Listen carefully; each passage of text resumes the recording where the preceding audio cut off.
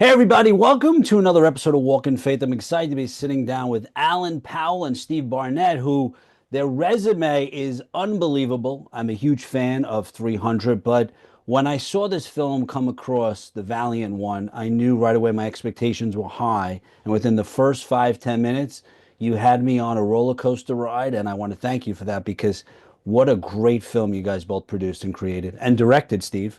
Thank you. Thank you. And thanks for the for Yeah. the mention of 300 too. That's awesome.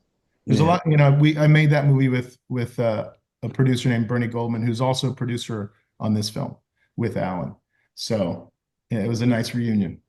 Yeah, that was, I'll tell you, I saw it in LA. I have a poster somewhere in one of my offices or rooms or whatever, and that was one of my favorite films. So thank you very much for that. But really, this film, I'm telling you, Alan, within the first few minutes, like I wasn't sure. I mean, first of all, the soundtrack's amazing. It starts off, I'm like, oh my God, if I wasn't ready for that song when it popped up, I said, this is a great.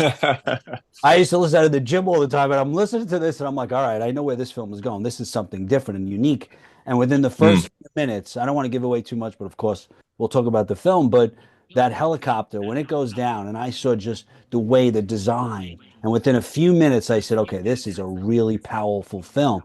So tell me first, I mean, I want to know, Steve, this is your directorial debut, right? But Yes. also, too, I want to know where were you when you first heard this story? Like, how did that impact you? Because I'm sitting there saying, I wanted to be in that restaurant or bar or on that call when you first heard the story. Yeah, it's kind of a fun story. It was the inspiration for the story comes from a high school buddy who I ran into at our high school reunion, and it's the typical hadn't seen him since high school. What are you up to? What are you up to?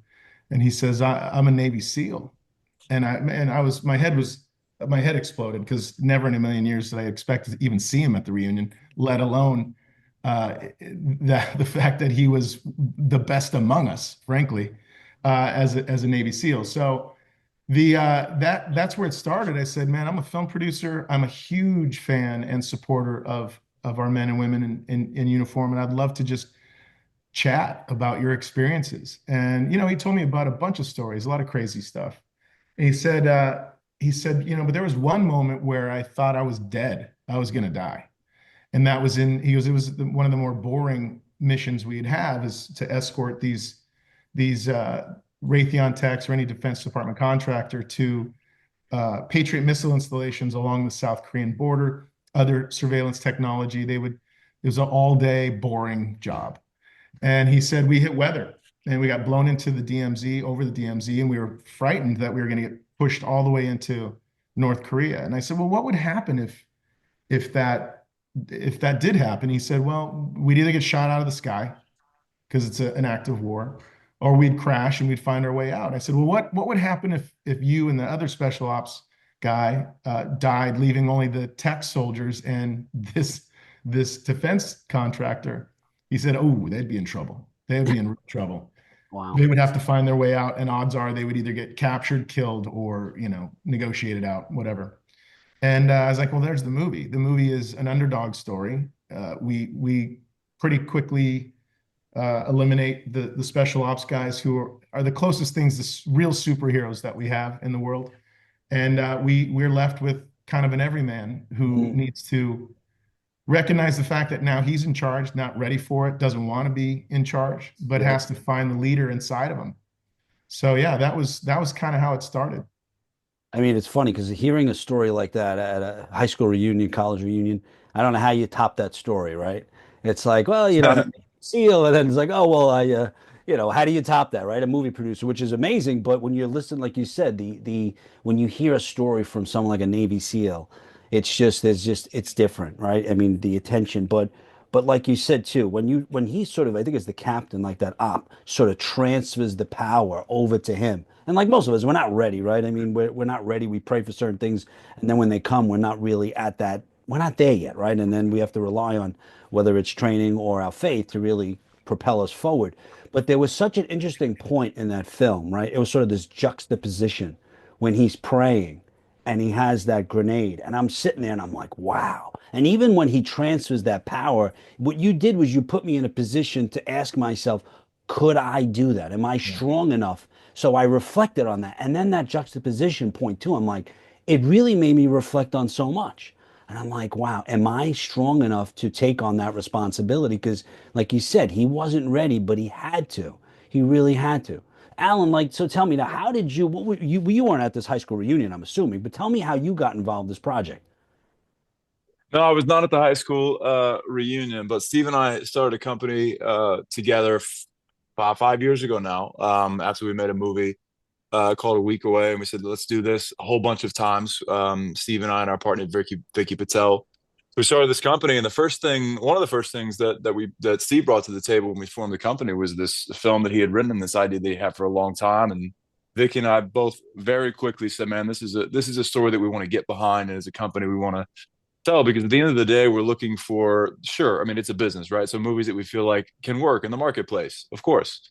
But secondly, and truthfully, more importantly, looking for movies that have a why, a reason to exist, something that we feel like is meaningful enough that can move us through the very difficult process of making a movie and continue to keep us motivated to wake up every morning and get it done. And what's really interesting to me is that everything you just said uh, was my why, was the thing that moved me through this project. Like I remember the first time Steve told me about the story, the first time I read the script, and even now when I get to watch the movie, that's what I'm inspired by. That's the question that I ask myself because I Mm. watch it and I go, man, what would I do? Could I do it? Could I step up the way that Brockman does? And it's inspiring to me. So I've been honored to be a part of the creative team to be able to bring this story to life. And we hope that, quite frankly, that's exactly what the audience feels when they watch it. And so, if that's true, and it means a lot that you said that, then our efforts and our time and energy was worth it.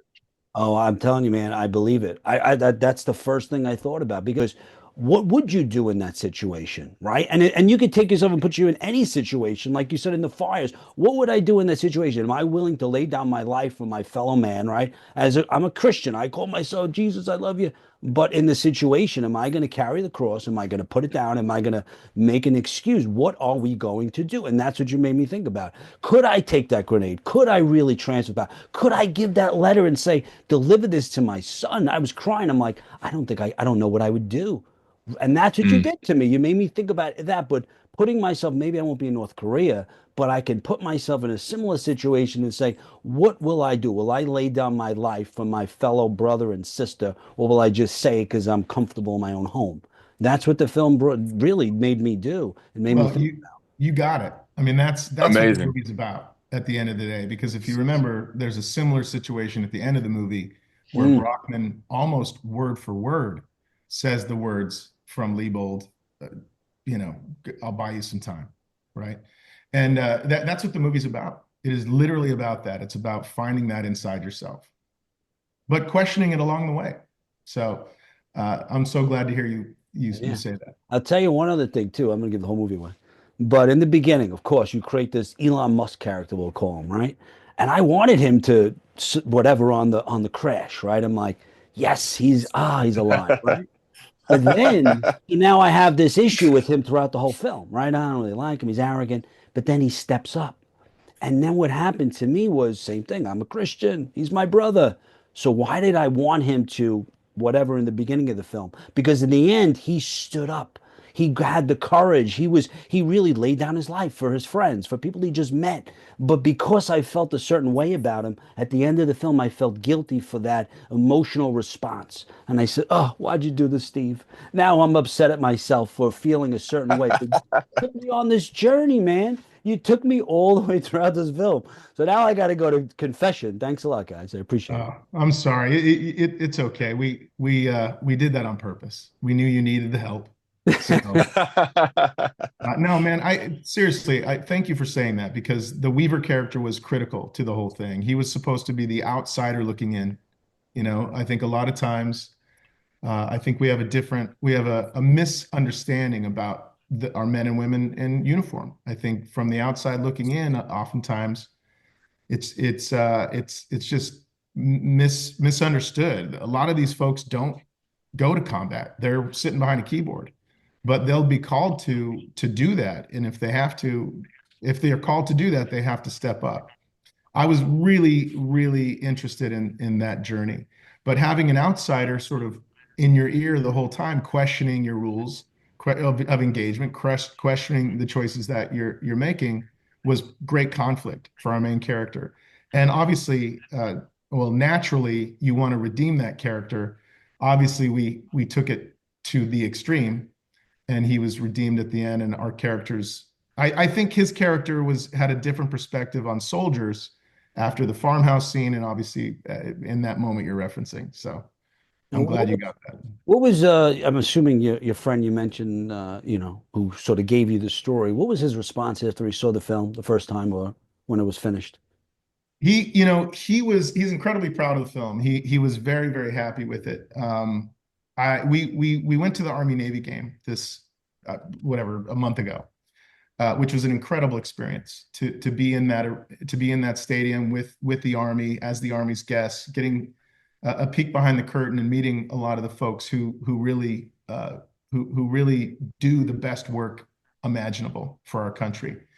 Um, it was it was a cool experience too because I went with Todd to Arlington Cemetery, and we visited some of his former teammates who were there, and it was an incredibly powerful, emotional moment to see the gravesite of some of his best friends.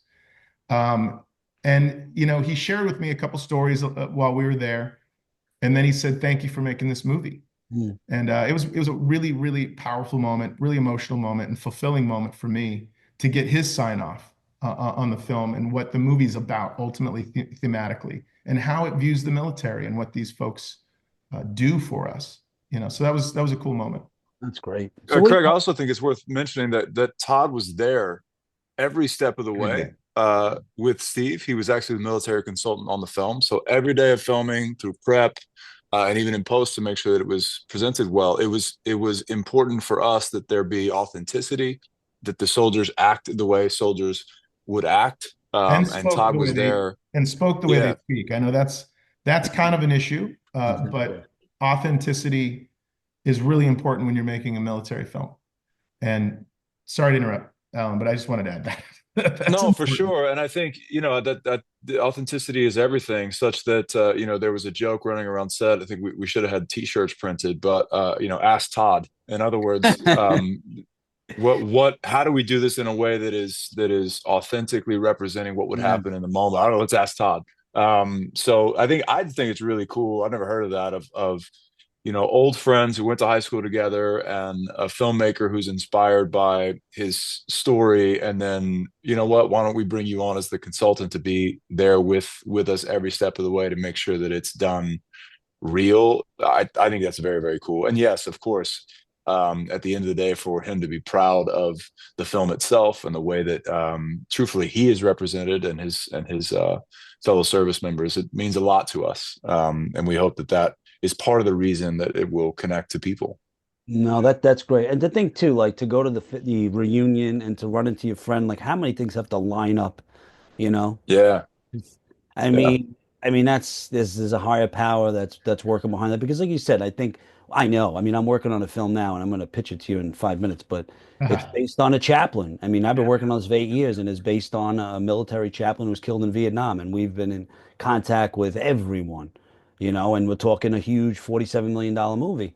And it's challenging. And to get the sign off from the military and to get everybody sort of involved and to tell the story the right way, because we need to glorify our the servicemen. I mean, it's something that growing up, right? I mean, the same thing with a police officer, military, like there's this sense of respect and this honor that is sort of has been is missing in society. So I Mm. really, Totally agree with that. Totally agree with that. And we hope people will walk out of this film with a renewed sense of importance that and respect that we have for the men and women in uniform, for sure.